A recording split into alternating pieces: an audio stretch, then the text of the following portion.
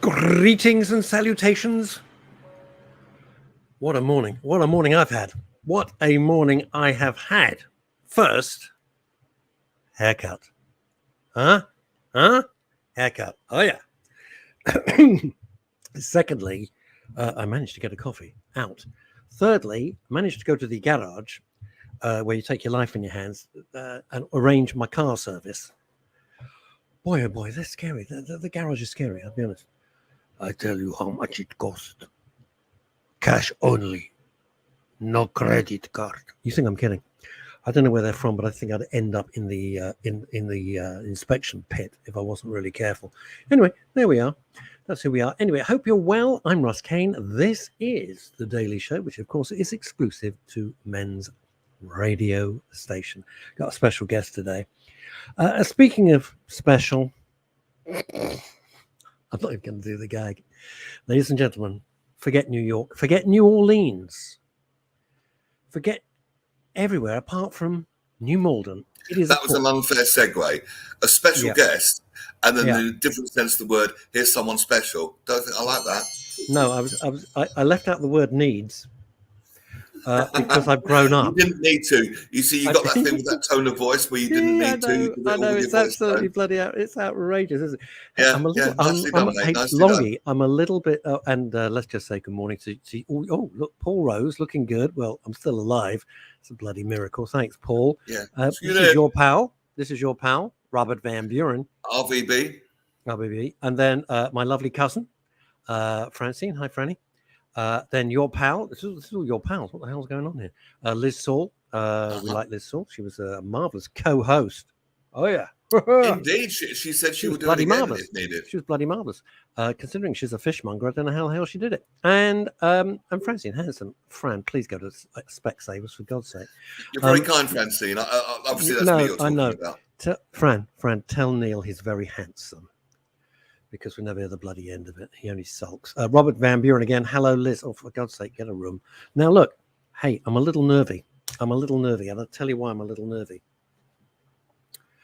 Tomorrow, have you ever really wanted to do something, Longy, and then it comes along and you think, oh, shit, now I've got to do it? Many things. Tell me. Okay, I would tell you. Tomorrow I'm doing some television work, proper grown-up actual TV. Ooh. And actual TV. And I've always wanted to do, those shows when celebrity holidays go wrong, when celebrities melt down on television, the 50 most outrageous celebrity. I love those things. Well, it's produced by a pal of mine. So for years I've been saying, oh, come on, Simon, for God's sake, I should be doing these things. Well, blow me down. This show is all about traffic disasters. Hello. So I'm doing it tomorrow in the studio somewhere or other. And so I presumed there'd be an auto cue, right? Right. No effing auto cue. I'm trying to learn 17 different whacking great segments. Absolutely diabolical. Oh, my. I'm trying to learn 17 scenarios. I haven't got a hope. In hell. Not a hope. You need those glasses that the guy was talking about yesterday. Yeah, well, yeah. If he could you imagine? I could wear those glasses that guy from Toronto. They were marvelous. The guest on Monday. The guest on Monday was fantastic. And I reckon if you have a word with Ken, my producer, we could do some kind of rig up some sort of auto cue for you. I love you, Neil. Now, speaking of loving people, I was invited. You're great, but I am actually quite nervous about it. I'll be honest. I'll be nervous. Well, good luck. Like, careful what you wish for. You know what I'm saying? Careful what you wish for. Does one of the day? What is this? She's on drugs again. Does one of the day, Fran, what you are doing? Fran, what? I don't know. Just transfer the information. I think she's on crystal meth. I've got no idea what you're talking about there, Francine. No, Fran, we don't know. This is the wonderful Sharon McGovern. Sharon, thank you for the other day. You know what I'm saying. Only got 10 minutes before work, but had to listen. I haven't been on for a while. By the way, you're both handsome. Thank you, Sharon. Thank you, Sharon. Are you single? I don't think she is. You will smash it tomorrow, Russ. Write things on your hands. We found an app. Yes, that would look really In professional. the last 90 seconds, we found an app for you. On Channel 4. Or All right, Channel my producer found an app. Oh, thank Christ for that. Fran, is this a crime? Right, let's crack on. A couple of weeks ago, the wonderful Dr. Pam Spur, who is coming back to Women's Radio, by the way, when she has time. She's just horribly busy. So Dr. Pam Spur, the world's most attractive grandmother. Sorry, Fran. I didn't believe. I thought she was about 35. Go figure. And she invited me to a do. So I went along to this. God, this is like Kenneth Horne. So I went along, and the name on the door said Bonar Motorbikes. I went inside and said, "Anybody there?" "Oh, hello, Mr. Horne." It's not that. So I went along to support Pam and my friend Stephen Smith, who I'm meeting at 3:00 today in town. Oddly enough, the great Stephen Smith, who's been on a guest on our show as well, Neil. And I met our next guest because I was absolutely bowled over with what he'd done. Ladies and gentlemen, Robert Grace. Hello, Hi, everybody. Robert. Neil, Hi, Russ. Robert. How you Russ, doing? I'm sure that video is called Crash Bang Wallop. What a video. Hey, do you know, you say that as a kind of gag, but I'll tell you something. I did 26 episodes. There used to be a channel called Men and Motors. I don't know if any of you, the older amongst you will remember Men. Around. You're kidding me. And I did 26 episodes of a show called, wait for this, wait for the title, Ouch, That Had to Hurt. 26 episodes of when Neil Long took his ski-mobile up the mountain. He didn't expect this to happen.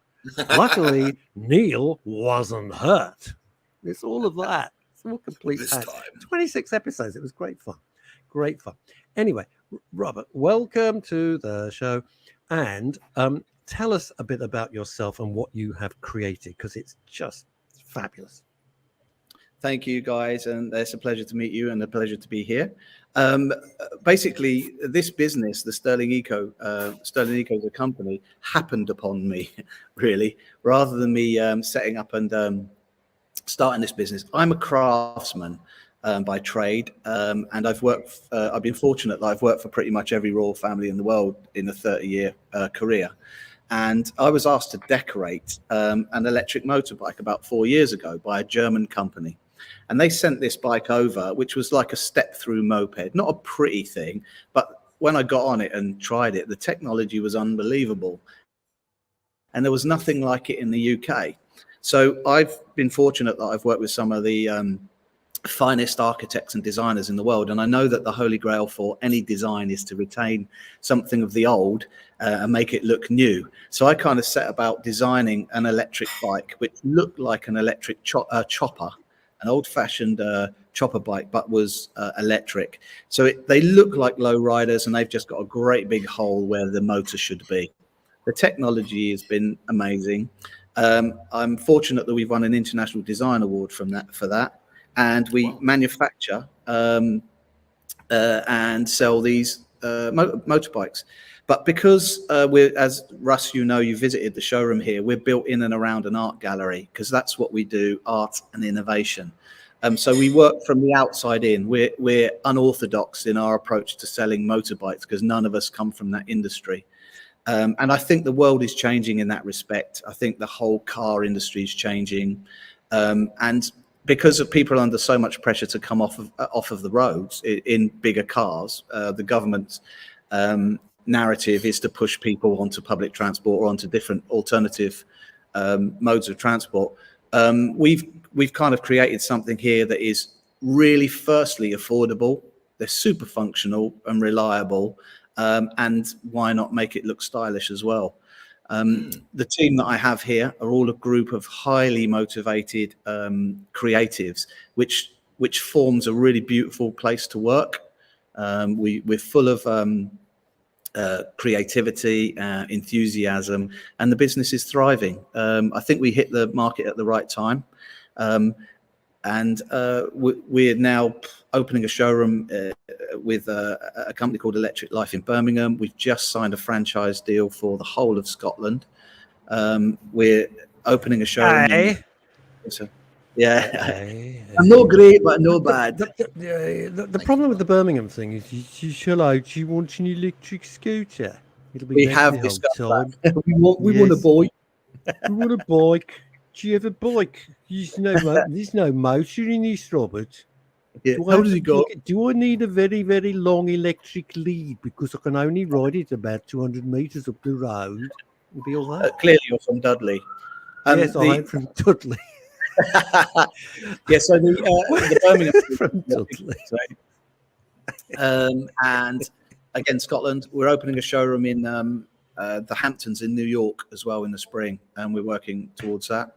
You will clean up there. Oh my God. Well, particularly with with perfect for new you guys. design. We have a new design. Now I've had 2 years in this industry, understanding what, as a company, and setting up and starting a new electric motorbike, you can't preach to the converted. You can't get hardcore bikers from great big, put petrol bikes onto an electric bike in the first instance. And Can I jump in there? And the reason I wanted Robert on, everyone's going to say, what's this got to do with mental health and well-being? I don't know about mental health, but it's got a lot to do with well-being. One, it's a beautiful piece of art, and art, I think, is so crucial to how we feel in an increasingly grim, grey, cancelled, violent world. I think art is ever more important, and I do mean that. I'm not just saying it.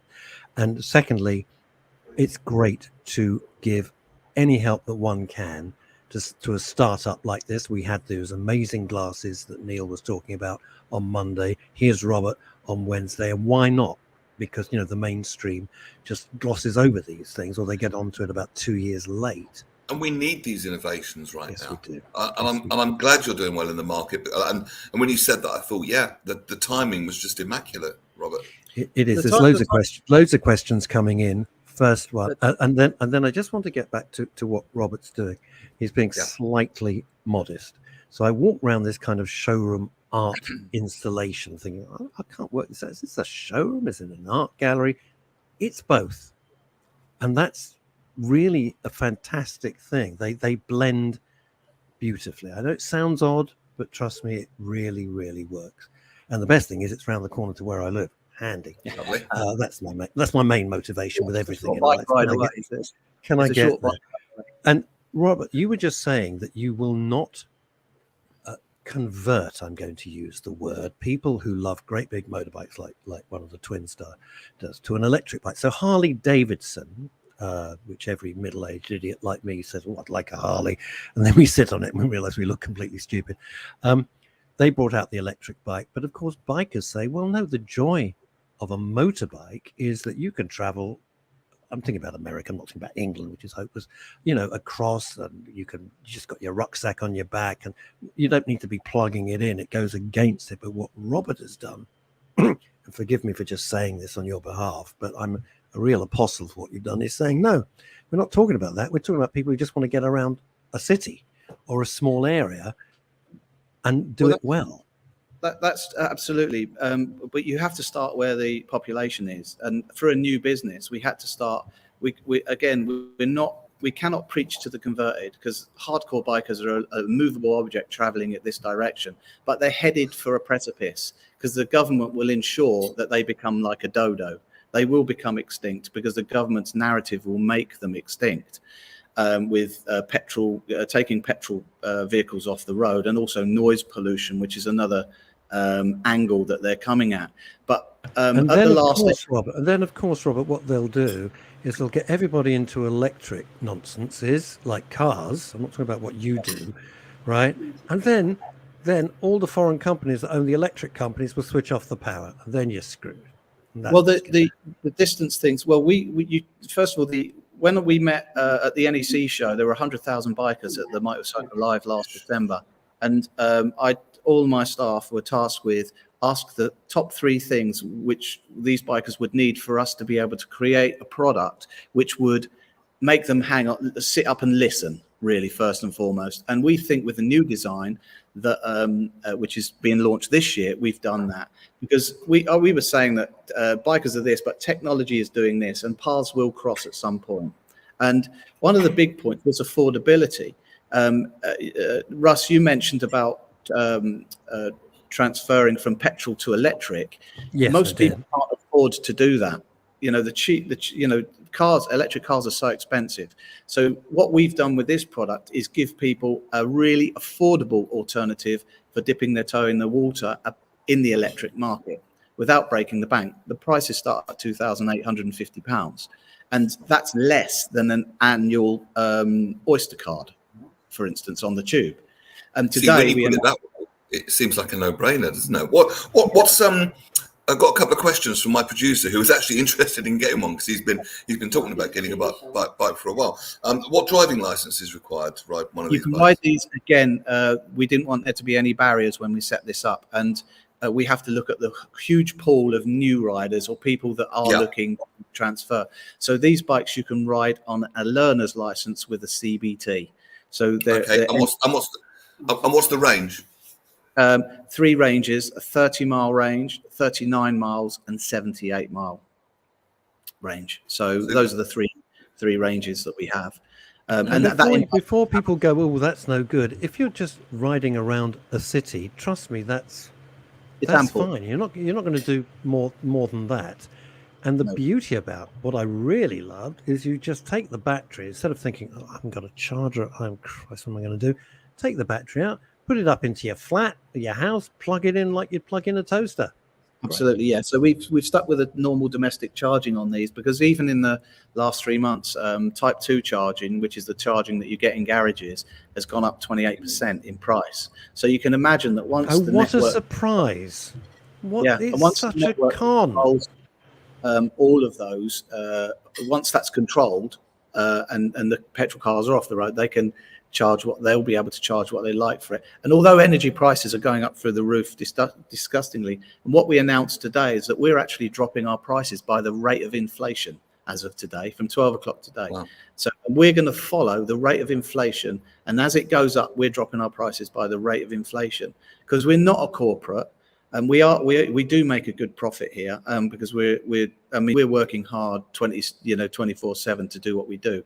But rather than thrive off of other people's misfortune with all of the price rises, because we're not a corporate, we're going to try and share that out a little bit more. And I came up with let's just drop our prices by the rate of inflation for as long as we possibly can, because that's the right message to put out there, I think. That is fantastic. You see, isn't it interesting, Neil? There's nothing wrong.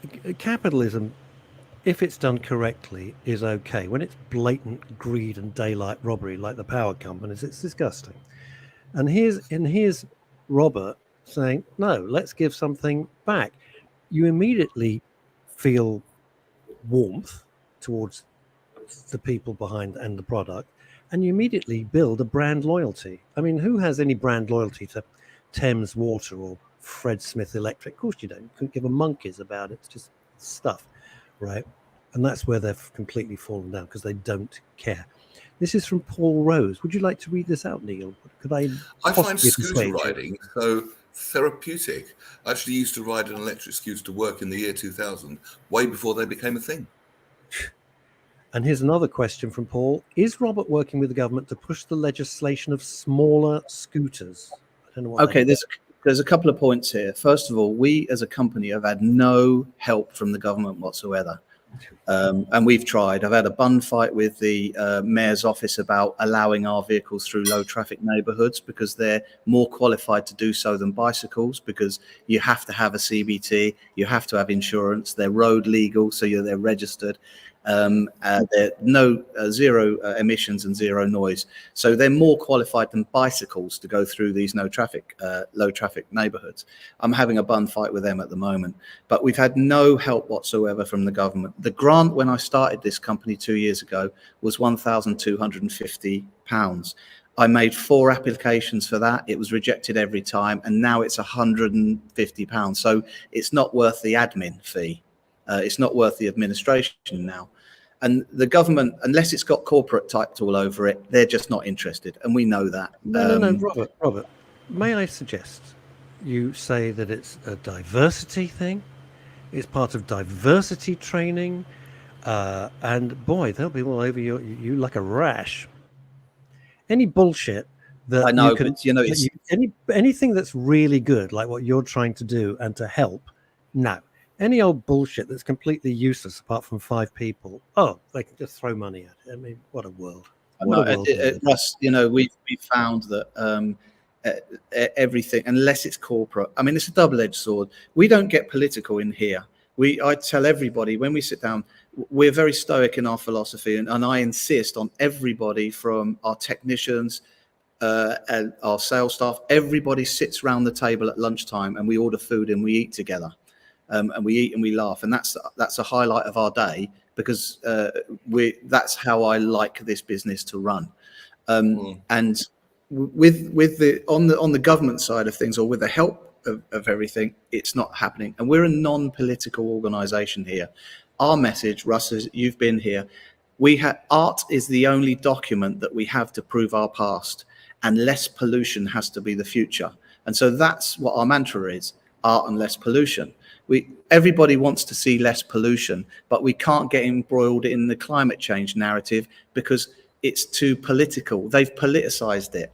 And I think this is a stroke of genius. I can see why Russ invited you on, because this is just genius. It's so easy to get caught up in that narrative, and you're absolutely right. We all need to, address the environmental issues, but it's never crossed my radar before how you could address the environmental issues without getting caught up in that. And here's the answer: genius. Talking of corporates, says Paul, I bet the Google offices in King's Cross would want a fleet of them for their team. Just one idea.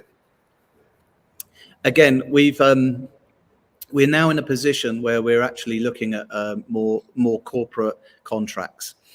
We do very, very well with individuals, and people are buying these to get to and from work primarily.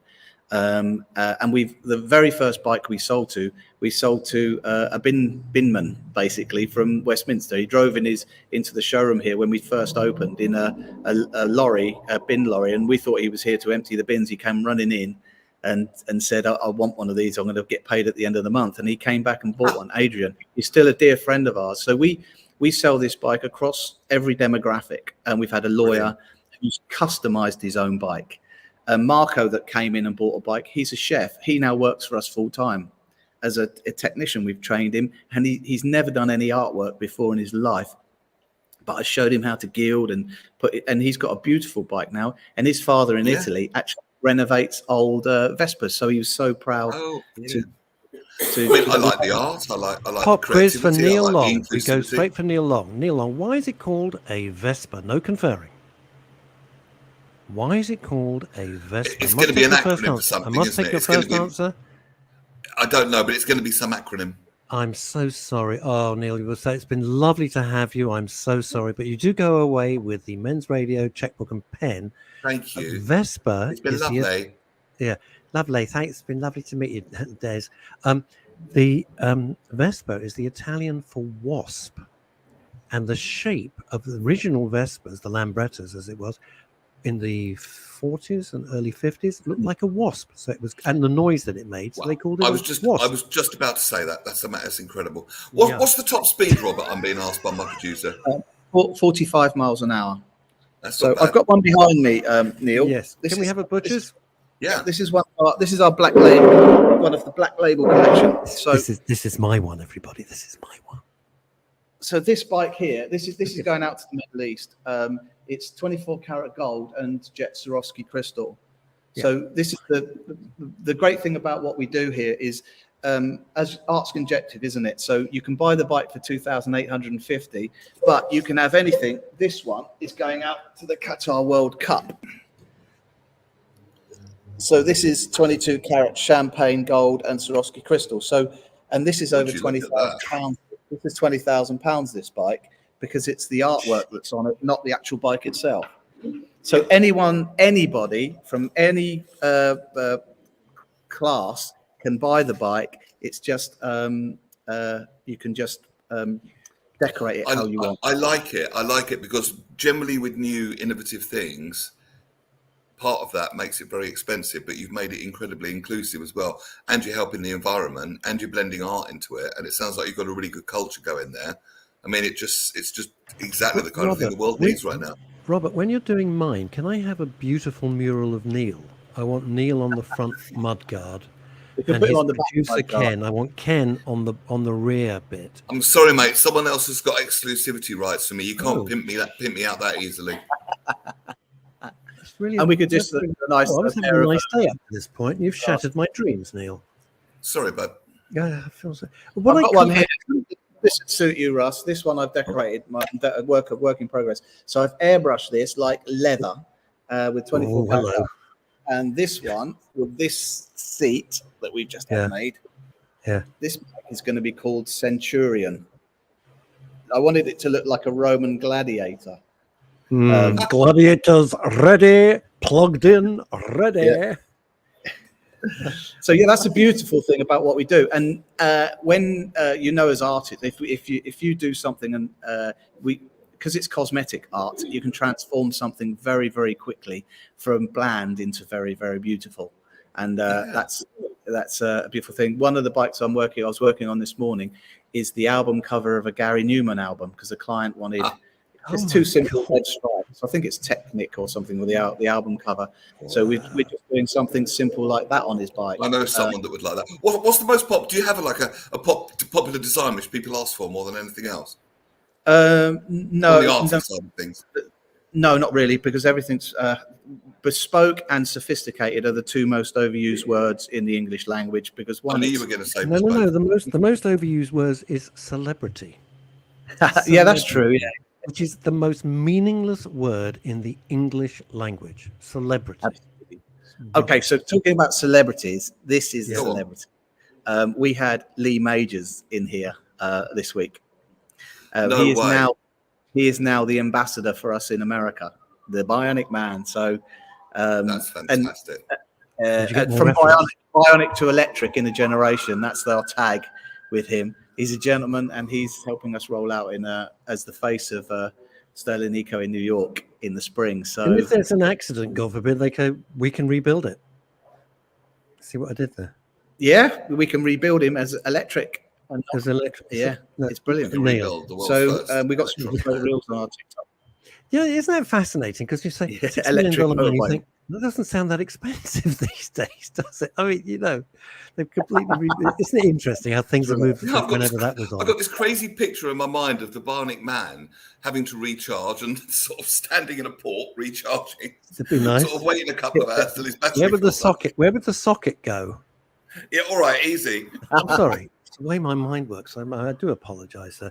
Here we go. Liz Saul coming in. I used to have a black red Honda card. What is that? Those look great. What does that mean? Black red Honda card. CB, You know what that means? CBR. Maybe. All right.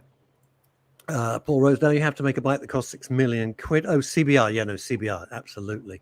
What does he say? When 6 million. Sen saying. Sorry about your pal, by the way. But losing you know, your that's friends. probably achievable depending on what somebody wants on it. I mean, we're working at the moment. The bike I just showed you is going out to the Qatar World Cup. And I'm working with Qatar and Saudi Arabia at the moment. Saudi are building Neom City, which is, they're spending $1 trillion on it. So we're working with the Saudis in designing a suitable mode of transport. Are women allowed in it? Yeah, I think so. Do you know what? Again, politically, I'm not quite sure. But no, that's a point. That is a Can point. women get on the bike? No. Ride them over here. In fact, I'd probably say that 30% of the bikes that we sell are to women, females. And They are fantastic looking. I've never, honestly, I was just, what you saw I had no idea what I was walking into, and you saw my expression. You could see I was like so excited, and like I thought, this is like one of the greatest things, because it looks so good, and they look really maneuverable, and they do what they say on the tin. You know, there's no pollution, there's no noise. They look blooming comfortable, which makes a big change. You know, I used to have a Brompton bike, and that was uncomfortable. I mean, clever, but horrible to ride. Yeah, Sorry, Brompton. Yeah, it's really, really good. Now, who said That's this? it. It was I think- Paul Roos wants to be your salesperson. Can I join? I think it's a serious question. Can I join Robert's sales force? Where can I send my CV? Okay, Paul, we are actually recruiting. And if that's a serious point, then if you email robert@sterlingeco.com with your CV, I'll pass it on to Cliff, our operations director. He's had a lifetime in the motor world. We're not in the motor world. I mean, Cliff does all of the systems and everything that we do, so we don't have to do that. But yeah, we're recruiting at the moment. Sales There you staff. go. We help mental health. We help Thank you. work. Everything like that. The mental So, health thing, Russ. Sorry, just to just quickly, the mental health thing. When we're stressed or when we're really, really busy, what me and T do if we're here on our own, I'll say, come on, let's just go for a ride. And if you get on your bike and you get out and we'll ride up to Brick Lane or something and just stop and have a coffee. Once you're on your bike and you're out on the road, it's solitude in the sense that you're on the bike on your own.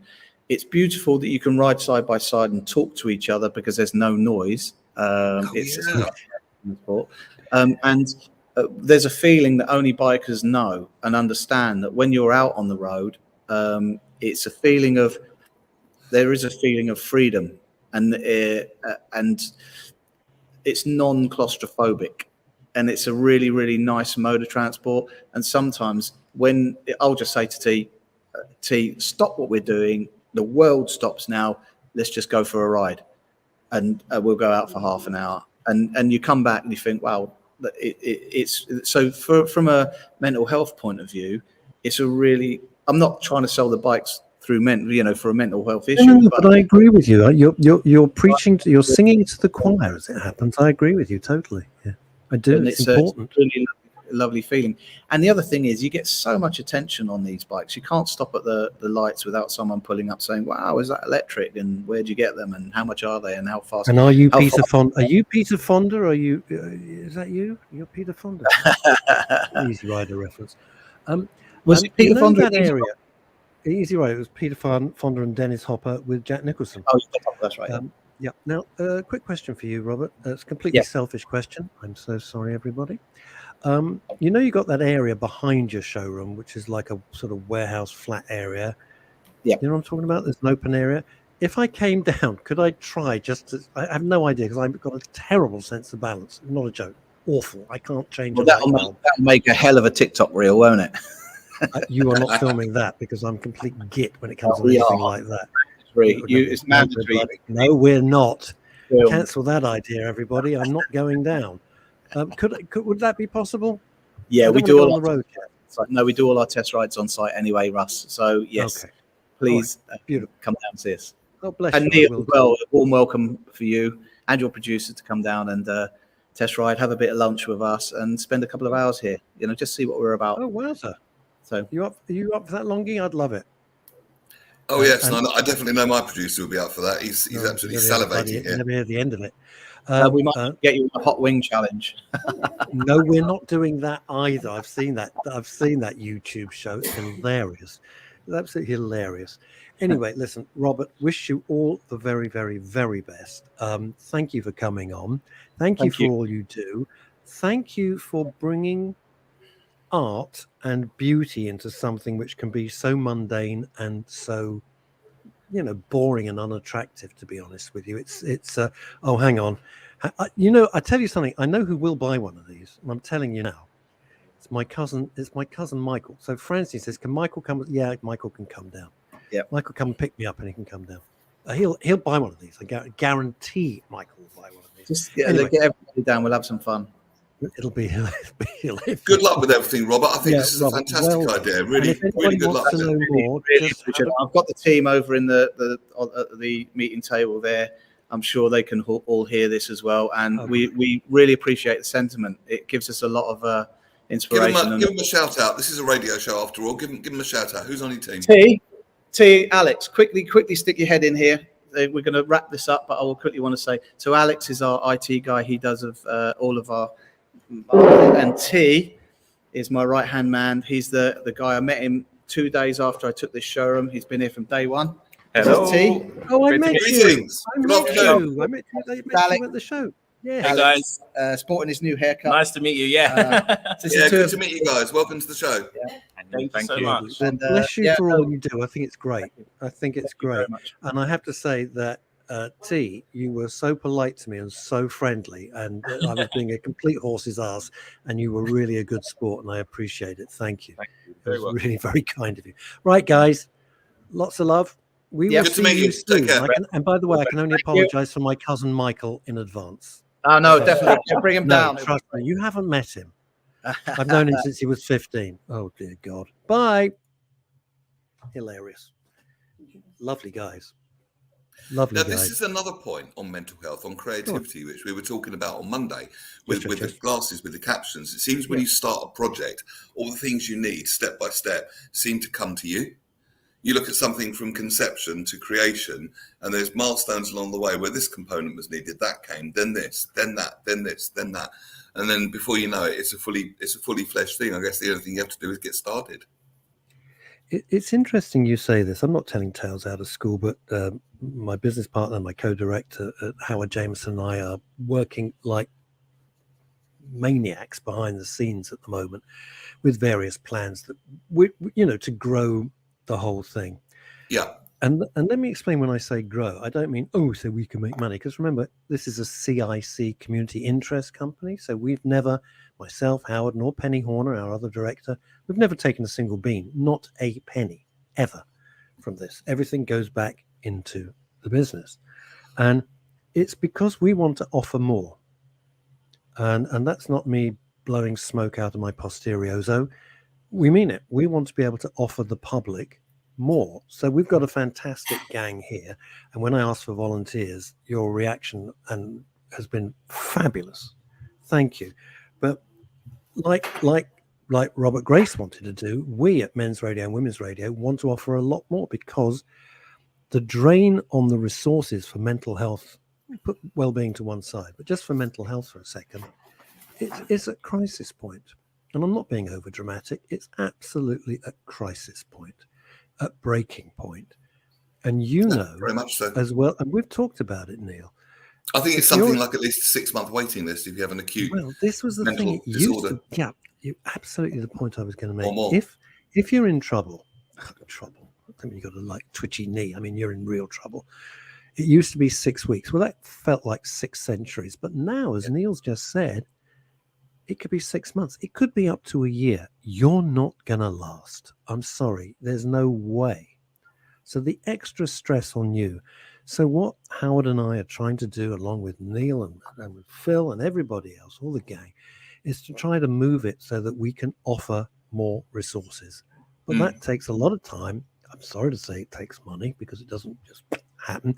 And as you heard Robert say, trying to apply for grants, Jesus, the amount of paperwork and everything, and you think, is it worth it? Well, some of it is, some of it isn't. But there we are. That's what we're trying to do. And I think what Robert said, to me, one of the most interesting things is, well, my dad had a wonderful expression. He said, a fish stinks from the head.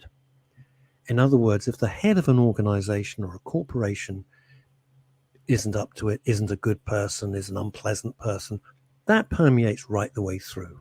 Oh, I see. And Neil, you and I have worked with yes. enough companies, I'm mentioning no names, where, the head, and then the whole atmosphere becomes absolutely toxic. Yeah. And think about what Robert's doing. He's saying every lunchtime, the whole gang get together. We all sit down. That's a fabulous thing, because then you're on a level playing field and you get to talk to each other. There's no cascading system. If there's a problem, you can have a direct conversation across the table. It's the only way to be. There's a really good book by a guy called Vishan Lakhiani, and he runs Mind Valley, which is a very big personal development company. And his book is called The Buddha and the Badass. And he encourages that. Say that again? The Buddha and the Badass. And he encourages that kind of culture where it's a very friendly, non-toxic culture, inclusive culture, but it's still a badass business. It's interesting, isn't it? I do find things like that very interesting. I was a corporate writer for, 30 plus years, and mostly blue chip companies. And the moment you walked in, the moment you could tell how that company was, if it was run on fear or if it was run on cooperation, Yeah. if it was run on BS or if it was run on people who actually knew what the heck they were doing. Yeah. And some of the chief execs were incredibly impressive. You know, let's be honest about it. They were marvelous. And some you thought, you're an absolute arse. How did you get this job? Because you haven't a clue. You're just rude. Yeah. You're just rude. And that atmosphere, especially, I have to say, I'm sorry to say this, but in the financial sector, holy moly, were they rude. I've never met such rude people. And I've met thousands as a writer. And, you know, to write speeches for them. And you're there to do a job. Yeah. And they treat you like... There was a huge company, which I will name, PricewaterhouseCoopers, and I had a production company. We were doing a conference for 1,000 partners, 1,000 partners. It was a 4-day conference in Disneyland, Paris, 1,000 people. And I had to, we produced the whole thing, but I had to write all what they call the main plenary speeches, the main speeches. And I couldn't get an appointment with this guy at all. Couldn't get it. And the conference is getting near, and I've got to write the speech. I don't know what he wants in it. And eventually he grants me an audience sort of thing. And I go up to PwC, which, as you know, is a huge company. And he's doing this. And I hate this. You'd know what the technical term is. Like I go, oh, hello, Mr. Smith. And yeah, I don't know what it is. But you know when you won't look at, what is it? It's like... Distracted. Yeah, it wasn't just that he was distracted or busy, uninterested. Busy. And I'm too busy for you. That sort of, and I'm sure loads of you watching and listening around the world, you've gone for an interview or you've gone for something. You think, why am I here? You know, this isn't right. Anyway, he was treating me like I'd come to change the toner in the office copy print, you know, Xerox machine or something.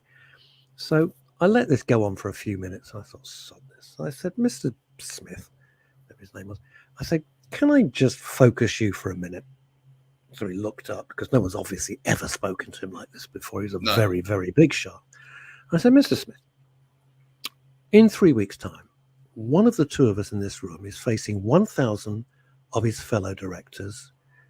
And on that speech, his performance will be judged, and quite possibly his future career within this organization will be judged.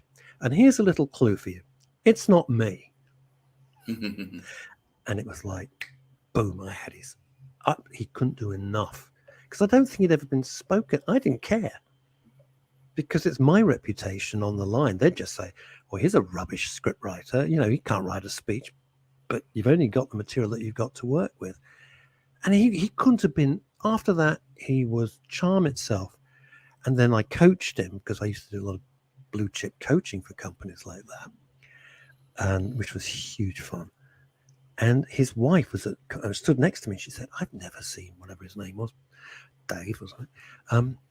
This was great. Thank you so much. I thought, oh, it's my pleasure. But it's interesting what you got to do to force some people not to treat you like trash. I think you just suddenly hit the spot, didn't you? You just got through you just. But Neil, you study this. I just do it from gut instinct. Have you ever been in meetings with people where they're sitting like this back? I hate that. Oh, I hate that. Yes, I hate that. That's so right. Do you know rude. what that means in body language? It means I'm a big shot and you're nothing. That's how I interpret it. It's called the catapult, because it looks like a catapult in body language, but it basically means I'm the big cheese round here. It wouldn't be beyond them to have their feet up on, or 1 foot up on the desk. Oh, I'm gone at that. My domain. So if you see people do that, folks, it means they think that they're the big cheese, which clearly that means you're not. So Neil, I find this area really interesting, because we're all just people, and I've always just gone on the basis of we are just people, and I treat, and I'm not just saying it, I've always done it. My dad did it, and I learned from him. I treat everybody the same. I don't care who you are, what you are. I treat everybody exactly the same. Makes no difference, you know. I don't. So what do you do in a situation? Because you've read all the books. I don't pretend that I have. What do you do in that situation to counteract that? I'm not an expert. I've only read the books. I mean, you can place their ego. You can place their ego a bit. And I think Brian Tracy said that he's a very big personal development and a productivity expert. And he says, imagine everyone's got a sign above their head saying, make me feel important. That's one way of doing it. Really? Yeah. Do you get what you... Or just cut through to something like you just said that he really is going to care about. Yeah. It's tricky because and there's also a point, and I think when you get old enough and experienced enough, when you walk away, and you think to yourself, do you know what? I'm on a hiding to nothing here. This is never going to work out. It's never going to be right. Quit. Cut your losses, get the hell out of Dodge. Because if it gets off to a very bad start, I don't think it's going to get much better. I honestly believe that. I just don't think it improves. And that really affects our mental health because you think, oh, it must be me. It must be me. And they're bringing the one thing I've always remembered, and I'd love to see what you think. They're bringing all their personal baggage to this meeting. They may have had a row with their wife or husband.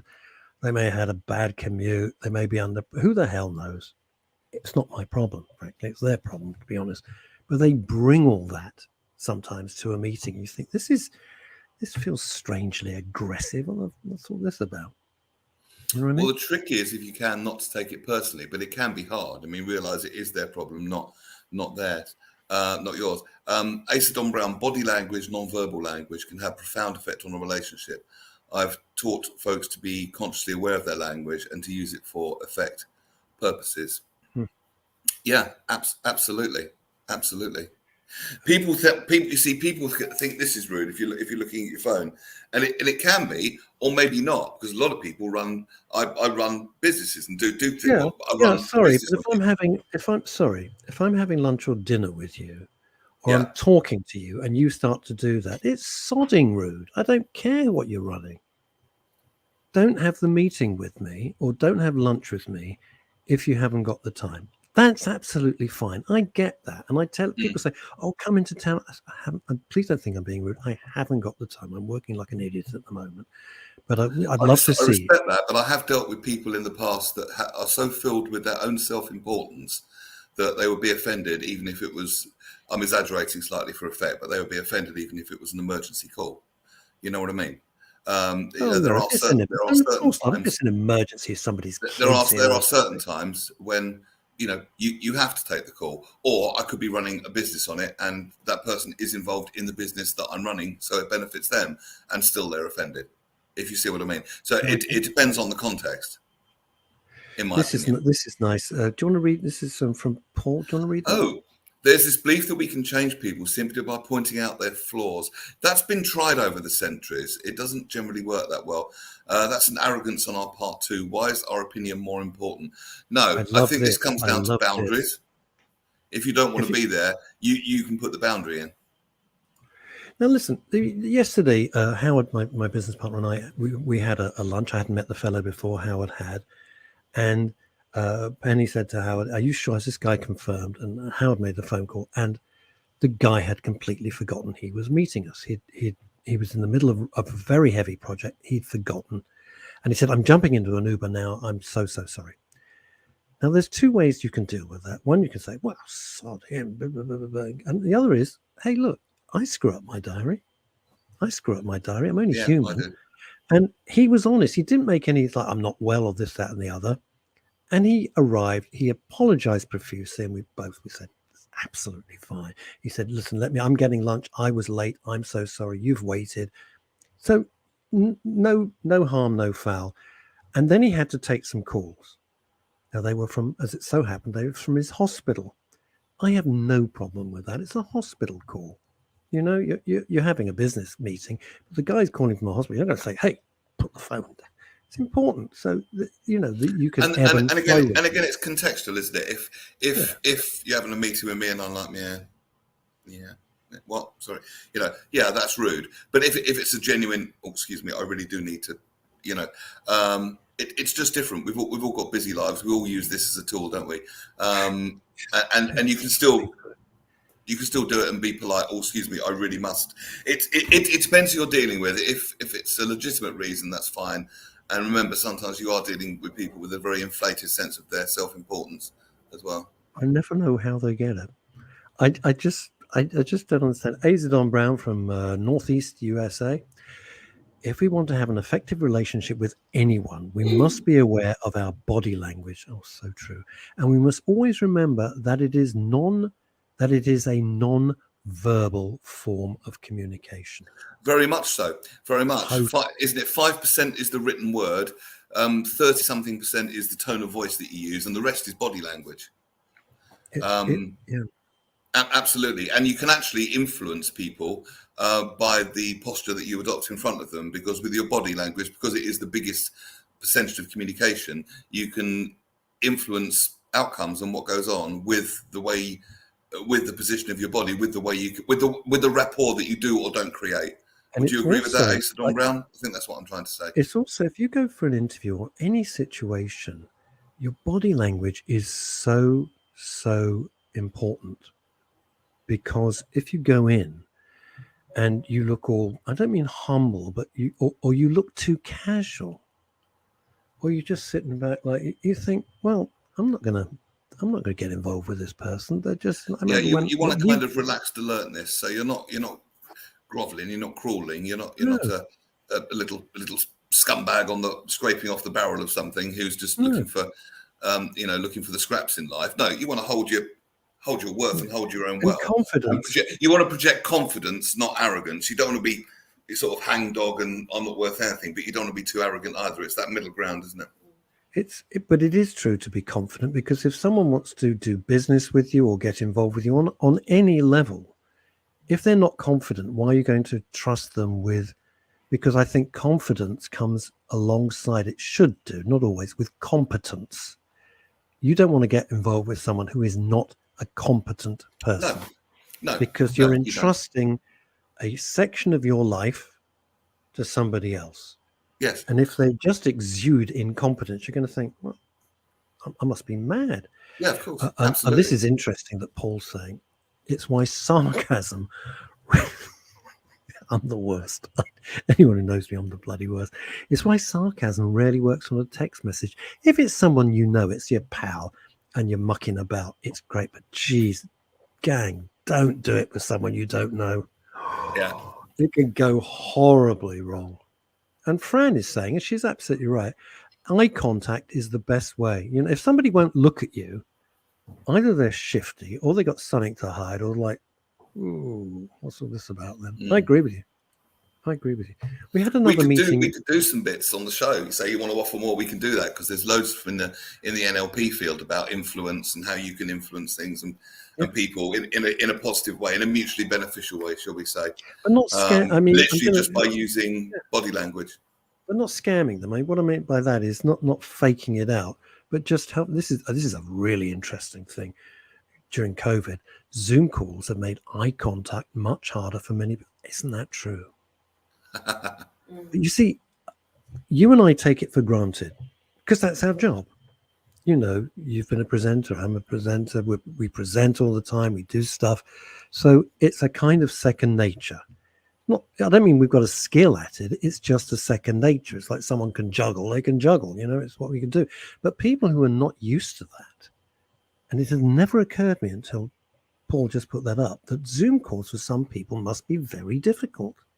Must be very difficult because you're on the whole time. If you're sitting around a boardroom table, let's say, you can not be on. With a Zoom call, you are on. I find them exhausting, to be absolutely honest with you. I find them absolutely knackering. Asa Don Brown, Neil. Oh, here's an interesting thing. You have to understand whether or not eye contact is appropriate for the culture with which you serve. Ooh. Do you want to give us some examples there, Asa Don Brown? That's fascinating. And of course, different things, different hand signals mean different things in different countries. Don't ever do that to a Japanese man. Because? I have no idea. I'm serious. What does that mean? Up yours in Japanese. Oh.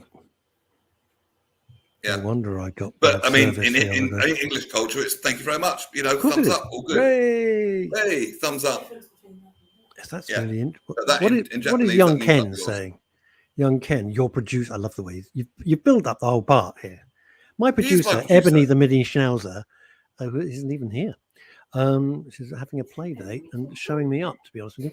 Yes, though my cat would Thank you, Liz, for lowering the tone. Yes, though, my cat would show his bum to some people. He knew what he was doing. Well, I have tried that in the odd business meeting. You know, the outcome wasn't perfect, but it was as funny as hell. I went down in a blaze of glory. It was great. Just think, if the man who invented cat's eyes had seen the cat walking away, he would have invented the pencil sharpener. Anyway, It's an old joke, and I love that one. It's a great joke. It's a very, very old joke, and it still makes me laugh. Yes, I do. I think that's a Here classic. we go. Back to your question with Azadon Brown in New York State. Off you go. You must understand the culture in which you're working with and the use of non-verbal language. An example, eye contact in NYC, it's New York City, can be considered aggressive. Well, this is the other thing. Wow. Sometimes people are scared. You know, polite, what someone could intend as polite eye contact, someone could think you were staring them out, for example. And there's some places some places in Africa, if you're wearing dark glasses, it's seen as very rude. So you take there's some places in Africa. I saw this on sort of for the army, and if you're wearing dark glasses, sunglasses, they consider that rude or quite threatening. So you have to take your glasses off. Can't see now. Take your glasses off so that the people you're speaking to can see your face properly and not think. Can see your eyes. Yeah. Yeah. And also, here's an interesting one in body language. Do you know what this means? Huh? Raising the eyebrows. Look. It means I'm standing on the corner of Old Compton Street and Frith Street. Are you up for a bit? I think. That's where I've been going wrong all these years. That's why you're so busy in town. What does it mean? It comes from the war years, apparently. And when you see men do this to each other all the time, men will walk past each other and go like that. You see them do that all the time, and it basically means I'm no harm, I'm no threat. Does it? What's that? You know that? How do you know that? I'm being told by my producer apes do it. Well, I don't know where we got it from, but we do it. You'll see it. Who the hell knows? It was Paul Rose. It was an ad for the army. It was an ad for a recruitment ad. Says, I remember that ad. It was the removal of the glasses which calmed the situation. Absolutely. And has Neil become a ventriloquist and developed a laugh? No, it's just a little sideline I like to do at weekends. It's unbelievable. What's that? It's just a little sideline I like to do at weekends. No. I said, perfect opportunity which you missed. Nothing like mime on radio. I remember on Capital, some guests would come in and they'd do card tricks. And I'm thinking, what is the point of doing a bloody card trick on radio? You could do anything. You could say, and look, I've just pulled an elephant out of my trouser pocket. And everyone would go, ooh, that must have happened. We did have a great magician on radio once, and he actually adapted it to the radio, and it's very good. A guy called Noel Walter, very good. Do you remember Nick Reed? No. Fantastic. Oh, Nick Reed, fantastic. It was his birthday the other day. Most wonderful magician. Quick question for you. How have we got? We got 3 minutes. Jerry Sadowitz, been banned at the Edinburgh Fringe. Show cancelled. Well, I'm asking you. What do you think? Do you know who he is? It's not a trick. I know the name, and I know he's controversial, but I don't know that much about his work. I can't really comment. He's not my cup of tea. I don't like him at all. My best friends think he's the greatest thing since sliced bread. I don't find him in the least amusing. A brilliant magician, by the way.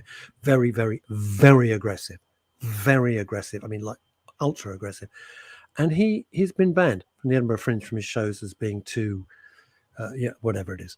I was just curious. You think that's a good thing or a bad thing? I don't know. Anyway, that was a little detour. Detour that crashed and burned. Azadon Brown. Neil. I've trained folks in non-verbal language, and my favourite population to train has been first responders. They're seldom aware of their own non-verbal language. Wow. That's interesting. Can you explain that a little bit more? Yeah, have we got time? Just about got time. Ken says raising the eyebrows could be a friendly or submissive signal between... I'm not sure what that word coffee. is. That's a coffee. I'll have a cappuccino, please. Cappuccino. An espresso over often there. used by females to court a male. Well, yeah, it means open. It means open, friendly. I'm no harm. And this poor sausage, Rosemary Jessup, for reasons that she's never quite explained to me, lives under a metal roof. Not a joke. She looks after horses, and she's been under a metal roof in this heat. Wow. Rosemary, I don't know how you haven't turned into a side of crispy wagyu or something. Amazing. And she's under this metal roof. Must be absolutely horrendous. And very quickly, the venue didn't want to be associated with his message. I don't know what it is. Well, who the hell knows? I don't know either. I think that's about it, gang. It's been thank you for another wonderful week, Neil. Really appreciate everything Pleasure. you do. See you Monday. I will see. Indeed. Literally see you Monday. We're testing the technology as we speak. So a special show coming up on Monday, folks. Yeah, Monday. It's coming from a new venue, so we're quite excited. Yes, me and Neil. indeed. Until then, And I'll don't be back dash on off, Friday. Russ, because my producer wants to chat to you about said Monday. Oh God! Just when I was having a nice day. Bye, everybody. Take care.